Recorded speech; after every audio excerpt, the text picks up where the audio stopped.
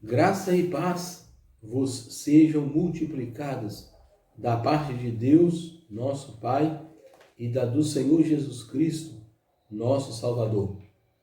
Eu saúdo a todos com a paz do Senhor Jesus. Vamos meditar brevemente na lição 12, quando Deus se revela ao homem. Quando Deus se revela ao homem. Nós precisamos observar que a Bíblia, ela é a autorrevelação de Deus. Ou seja, Deus revela a si mesmo ao homem. É Deus quem toma a iniciativa da revelação.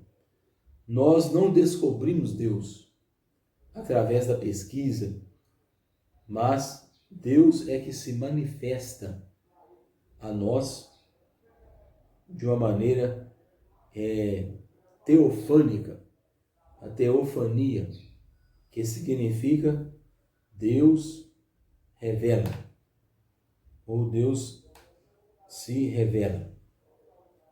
O texto áureo diz: então o Senhor respondeu a Jó desde a tempestade. Na verdade prática, mesmo transcendente e distinto de sua criação, Deus se revela ao homem mortal. Então Deus, ele se revela ao homem mortal. Então isso nós observamos na leitura bíblica em classe, que diz, Jó capítulo 38, do versículo 1 até o 4, depois disto o Senhor, Yahvé, respondeu a Jó de um redemoinho e disse: quem é este que escurece o conselho com palavras sem conhecimento? Agora cinge os teus lombos como homem, e perguntar-te-ei, e tu responde-me. Onde estavas tu quando eu fundava a terra? Deus pergunta para Jó. Onde estava tu, Jó, quando eu fundava a terra? Faze-mo saber se tens inteligência. Jó 39, versículo 1. Sabes tu o tempo em que as cabras monteses têm os filhos ou filhotes? Ou consideraste as dores das servas? Que é animal do campo. A serva, ela é conhecida pela sua velocidade e pela sua agilidade. Contarás os meses que cumprem, ou sabes o tempo do seu parto? Versículo 3 do 39. Elas encurvam-se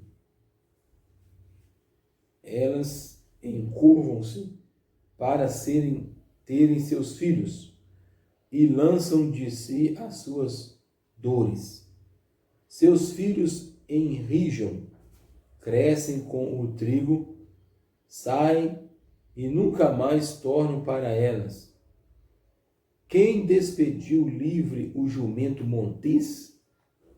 É um jumento selvagem. E quem soltou as prisões ao jumento bravo? Versículo 6. Ao qual dei o ermo por casa, e a terra salgada por moradas? Capítulo 40. Vamos ler do versículo 15 até o 24. Contempla agora o behemote que eu fiz contigo, que come erva como o boi. Eis que a sua força está nos seus lombos, e o seu poder nos músculos do seu ventre. Quando quer, move a sua cauda como cedro. Os nervos das suas coxas estão entretecidos. Os seus ossos são como tubos de bronze. A sua ossada é como barras de ferro. Poder-lo-iam, porventura, caçar à vista de seus olhos, ou com laços lhe furar o nariz? Versículo 41. São perguntas que Deus faz a Jó, perguntas retóricas, cuja resposta é: não há, não existe nada que se compara a Deus. Jó 41. Poderás pescar com anzol o Leviatã, ou ligarás a sua língua com a corda? Podes pôr uma corda no seu nariz, ou com um espinho furarás a sua queixada? Porventura multiplicará as suas suplicações para contigo? Ou brandamente te falarás? Pois bem, então nós temos aqui vários textos que mostram, a resposta de Deus, o que Deus respondeu para todas as queixas de Jó. Então nós sabemos que do capítulo 1 de Jó até o 37, são os amigos de Jó que estão conversando, dialogando com o patriarca Jó. Então é só no final do livro, na altura do capítulo 38 até o 42, nós vemos que Deus, ele questiona Jó, a respeito de tudo o que estava acontecendo. Na introdução, nós lemos que Deus se revelou a Jó e dialogou com o patriarca. Então, esse episódio marca o ápice do livro de Jó, pois mostra a quebra do silêncio divino. Então Deus, ele quebra o silêncio e vai responder a Jó todas as suas argumentações. Então nós vamos ver que o patriarca, ele finalmente vai entender por que ele tanto sofreu. Então esse episódio, que é a autorrevelação divina, marca o ponto alto do livro de Jó. Primeiro tópico geral. Número 1, a revelação de um Deus pessoal. O Altíssimo, o Deus que tem voz, o Altíssimo, El Elyon, ele é um Deus que fala. É tão importante isso, nós sabemos que Deus, ele é um Deus que se auto-revela, um Deus que fala. A Bíblia diz que, havendo Deus antigamente falado, muitas vezes e de muitas maneiras, aos pais pelo Filho, aos pais pelos profetas, e a nós falou-nos nesses últimos dias através do Filho.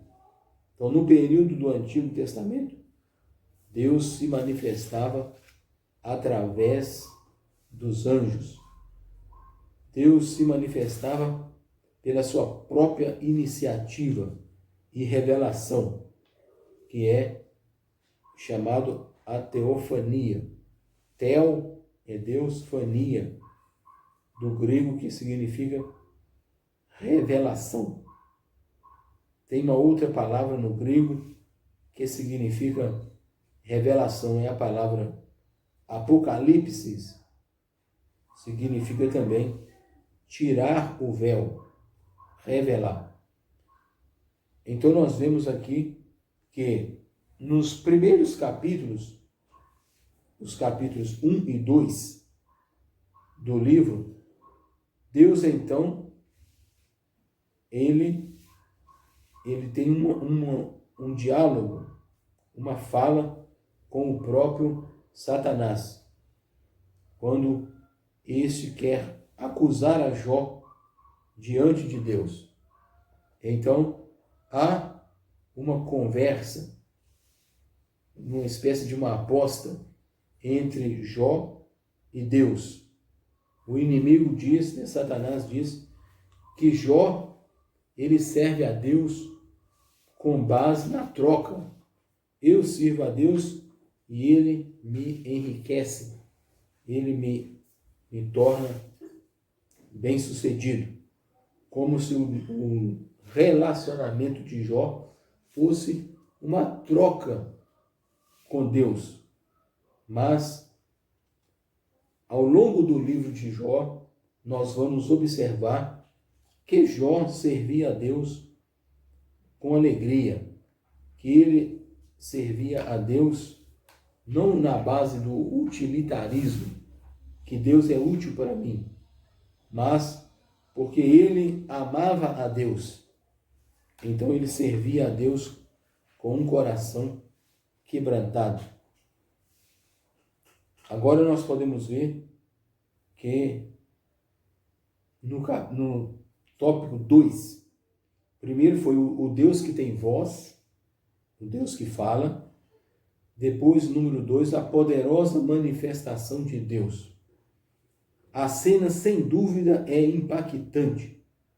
Parecia com a da pesca maravilhosa. Lucas 5, 1 a 11. Quando os discípulos ficaram estupefatos, maravilhados com a pesca que eles realizaram, quando Jesus mandou que eles pescassem. Então houve uma grande pesca, muitos peixes foram apanhados. E Simão Pedro, ele ficou assustado. Como que pode isso acontecer? Nós pescamos a noite inteira, nada apanhamos.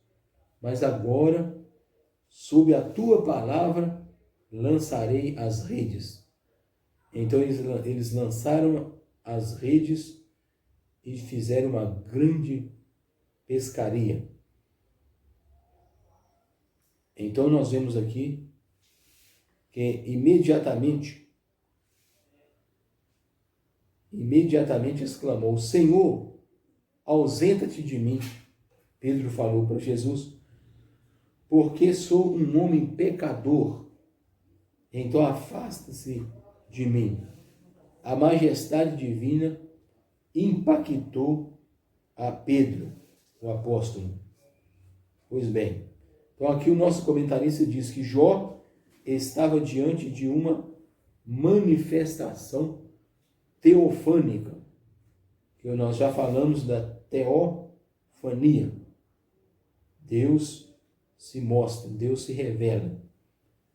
E este falava-lhe por meio de um redemoinho. Essa forma de manifestação divina é confirmada ao longo das Escrituras, como, por exemplo, Deus falou com Moisés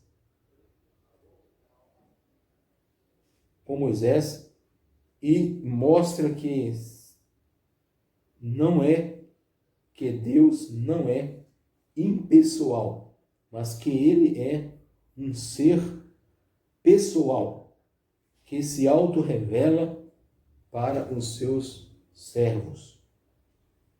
Terceiro, o Deus que está presente. Então, além de ele ser o Deus que fala, um Deus que se manifesta poderosamente. No número 3, ele é o Deus que está presente. Deus, ele é onipresente, onisciente e onipresente. Onipotente e onisciente. E onividente, aquele que tudo vê. Expositores bíblicos destacam que Deus se revela como Jeová, o Deus do pacto. Jeová é o Deus da aliança. Ele se revelou a Moisés lá na sarça, naquele episódio da sarça ardente. Iavé, traduzido como Iavé, como Javé, como Senhor, nas traduções da Bíblia em português. Então, umas traduzem como Senhor, com todas as letras maiúsculas, para mostrar que se trata do título do nome Iavé. Então, o Deus que está presente, ele se manifesta como Iavé Senhor, o Deus da aliança, do pacto. Entre os capítulos 3 e 37, aparecem várias referências a Deus como El Shaddai. Dezenas de vezes aparece no livro de Jó o nome divino, a referência a Deus como El, que é Deus, Shaddai, que é poderoso, o Deus Todo-Poderoso. Na teologia tradicional, exposta pelos amigos de Jó, essa era uma forma fria e distante de se referir a Deus. Um Deus que existe, mas que estava longe dos homens. Está longe dos homens. Dessa forma, El Shaddai era, no entendimento deles, o nome que identificava Deus como forte e poderoso, mas distante e indiferente. Essa visão tradicional de Deus acabou por exaltar sua soberania, mas diminuir sua compaixão e misericórdia. Então nós vemos que na Bíblia Deus se revela de muitas maneiras. E ele é visto como Deus Todo-Poderoso que criou os céus e a terra, como o Deus Criador. Então Jó, ele ficou maravilhado de ver, no fim, a revelação de Deus. Será estudado na próxima lição, a lição 13, a conclusão do livro de Jó, é o fim que Deus deu a Jó. Então, nós podemos ver aqui que nesse contexto, Jó clama por encontrar a Deus, chegar ao seu trono. Esse era o grande dilema do homem de Uz, quer dizer, de Jó. Pensar que Deus o havia abandonado. O patriarca nada sabia dos bastidores celestiais, onde o diabo apostou na sua falta de integridade. Jó mesmo não sabia que o diabo estava por trás de todo aquele sofrimento. Jó não tinha conhecimento disso.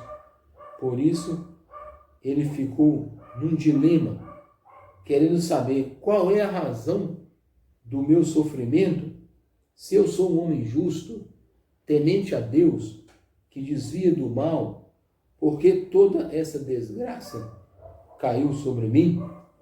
Jó interroga, mas ele não sabia que estava havendo uma guerra, uma aposta entre Deus e o diabo.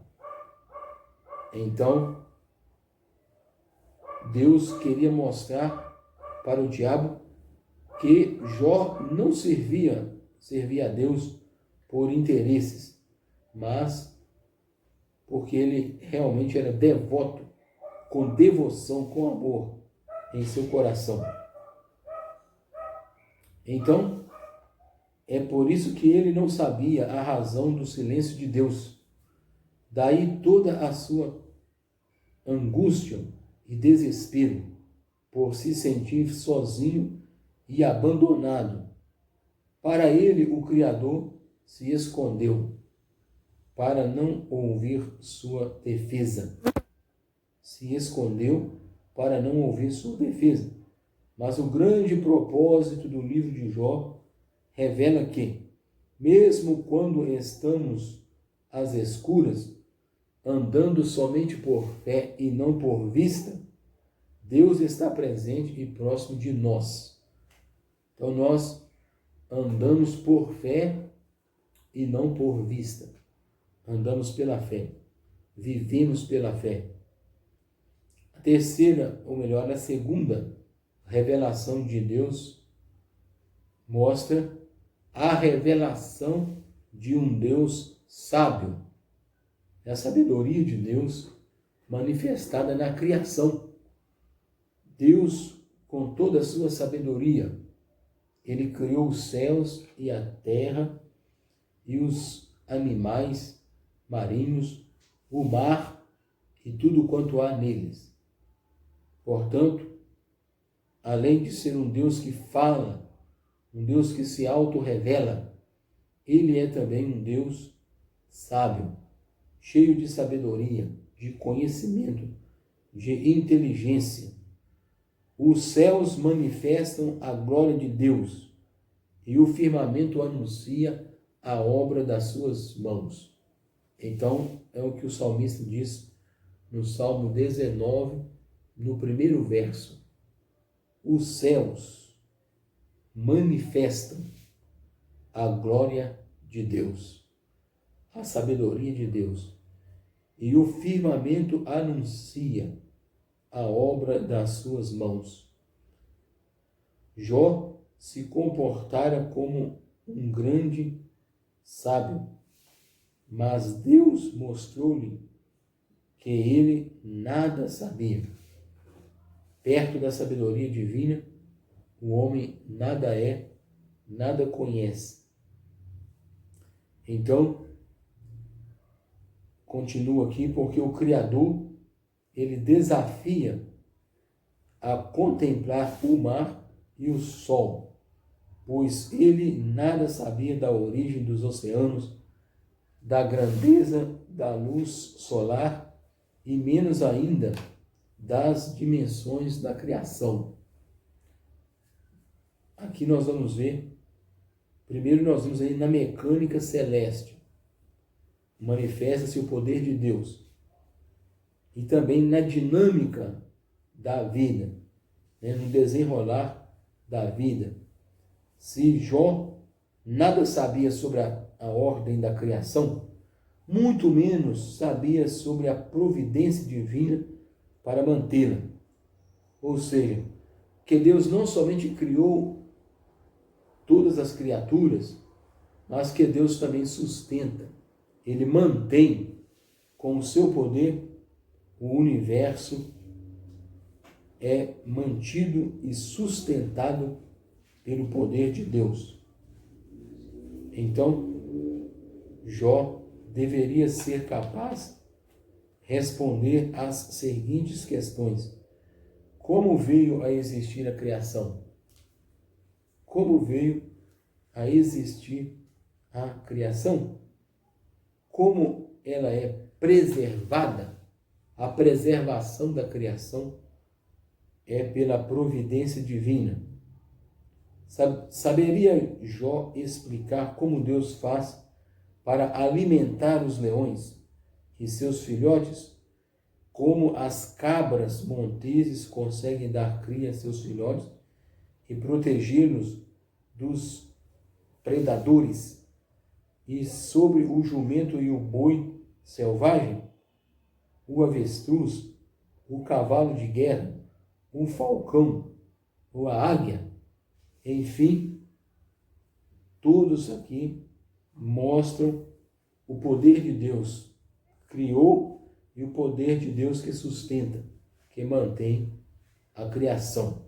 Cada contorno da criação, cada formação de uma vida e cada ato de preservação da criação é Deus dando-se a conhecer ao ser humano. Muito bem. Então nós podemos ver aqui que tudo isso manifesta a sabedoria de Deus na criação, na diversidade da criação, na necessidade de se conhecer melhor a Deus. Então, a revelação de um Deus sábio. Agora nós vamos um novo tópico, ou subtópico, na necessidade de se conhecer melhor a Deus. A Bíblia fala que o conhecimento de Deus ele é progressivo. A revelação de Deus também é progressiva. Deus revela-se a si mesmo. Era preciso que Jó contivesse seu orgulho. De fato, ele falou muita verdade sobre Deus, mas ignorou o quanto não sabia acerca do Criador. A revelação de Deus sobre a mecânica celeste e da vida não foi uma censura à integridade e sinceridade do patriarca. Aos olhos de Deus, ele permanecia um homem justo e íntegro, mas falto de humildade, pois agiu de forma presunçosa ao questionar a majestade divina. Era necessário, portanto, que conhecesse melhor a Deus. Jó tinha um conhecimento limitado de Deus. Isto o apóstolo Paulo ensina, que em parte conhecemos e em parte profetizamos. Então a revelação ela é gradual, ela é gradativa, ela é progressiva. Então ela se revela, Deus se revela ao ser humano. Pois bem, vamos continuar a nossa reflexão a respeito da necessidade de se conhecer melhor a Deus. Então nós vemos aqui que toda a criação, quando nós contemplamos a natureza, a criação, nós vimos, percebemos a misericórdia, a sabedoria e o poder de Deus. Resumindo aqui o tópico, Deus se revela como sábio na mecânica celeste e na mecânica da vida. Mecânica no acontecimento. Terceiro tópico, nós vemos que a revelação de um Deus poderoso e justo. A revelação de um Deus poderoso, Shaddai, e justo, o Behemoth e o Leviatã. Vamos ver esses dois pontos aqui, falando a respeito de duas criaturas gigantes mencionadas no Antigo Testamento, o Behemoth e o Leviatã. Nos capítulos 40 e 41, Deus faz referências a duas grandes criaturas. Ele chama a atenção de Jó para a natureza indomável desses animais, a fim de ilustrar seu poder divino. Então, nós vemos que o Behemoth, muitos muitos acham que o Behemoth, ele é o hipopótamo. E o Leviatã é traduzido como crocodilo. Então, algumas Bíblias traduzem esses termos como hipopótamo, o Behemoth, e crocodilo, o Leviatã, que também aparece no livro de Isaías, o Leviatã. Enquanto o Behemoth representava a força bruta de um animal por excelência, o Leviatã se parece mais com uma criatura com poderes sobrenaturais. Ele se apresenta, por exemplo, dessa forma em Isaías 27. Assim, o Behemoth e o Leviatã representam o ápice da força, tanto natural como sobrenatural. Então, são monstros marinhos, por assim dizer. Assim como é o inexplicável e maravilhoso mundo criado por Deus. Mesmo poderosos, Behemoth e Leviatã estavam debaixo da mão de Deus. Então, essas criaturas mostram o poder de Deus e a força de Deus. Número 2, justiça e graça. Vamos observar aqui agora a revelação de Deus justo e gracioso.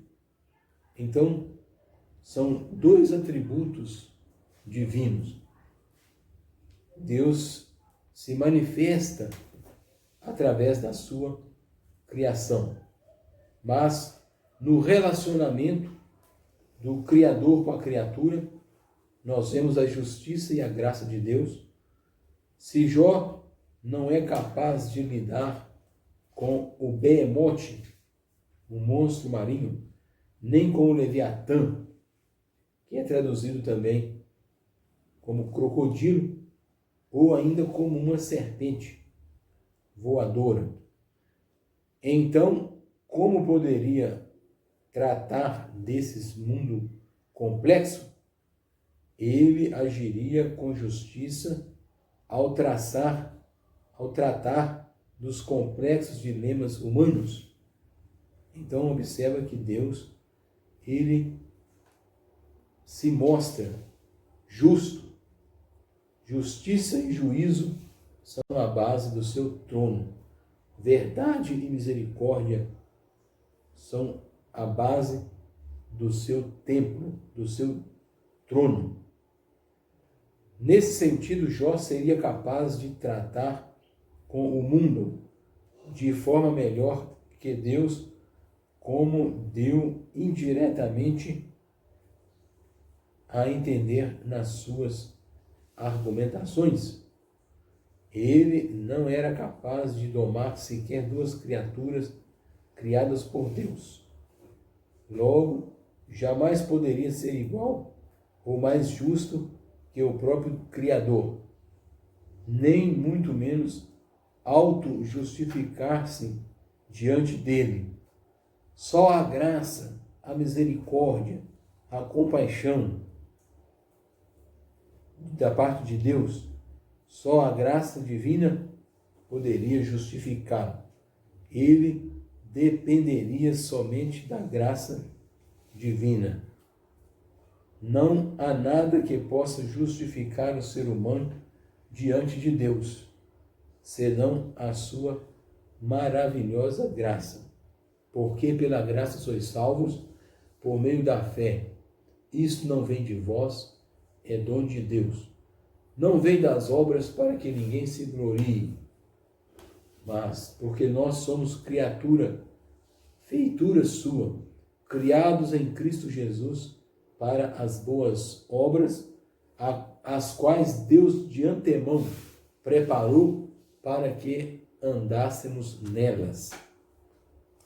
O tópico terceiro, resumindo, o Behemoth e o Leviatã revelam um Deus poderoso e justo. Agora vamos para a conclusão.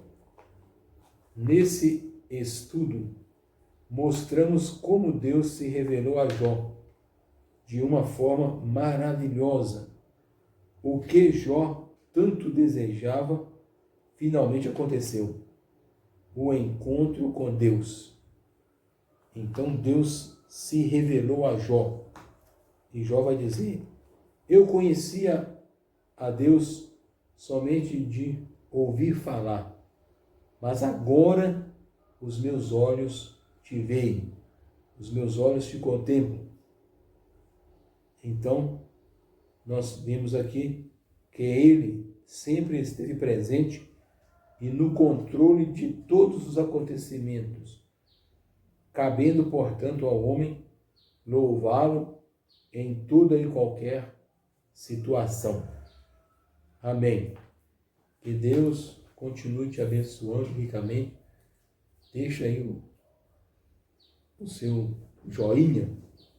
Se você gostou, compartilhe com outras. Compartilhe com outras pessoas para, nesse tempo de pandemia, nós evitamos a aglomeração. Então, você pode estudar a lição também pela internet, pelas redes sociais. Então, muito obrigado pela sua atenção. Amém.